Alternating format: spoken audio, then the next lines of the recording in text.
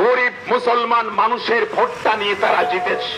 এখন দিল্লিতে গিয়ে নিজেদের তৈরি করা গাড়ি, নিজেদের শিল্প, নিজেদের দুর্নীতি, নিজেদের রাহাজানি, এগুলো থেকে বাঁচতে বলছে যে বাবা নরেন্দ্র মোদী, আমি তোমার হয়ে থাকবো, আমরা 20 জন তোমায় সমর্থন করছে, এনডিএ কে সমর্থন করব।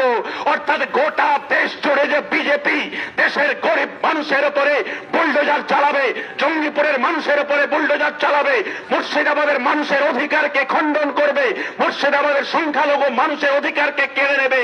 আর দিল্লিতে খলিল সাহেবরা, আবু তাহের সাহেবরা আর ইউসুফ পাঠানেরা নরেন্দ্র মোদীকে বলবে, বাহ মোদীজি, বাহ মোদীজি, বাহ মোদীজি, আপনি চালিয়ে যান, মুসলমানদের উপরে বুলডোজার চালান, গরিব মানুষের উপরে বুলডোজার চালান, অকাতদের উপরে বুলডোজার চালান।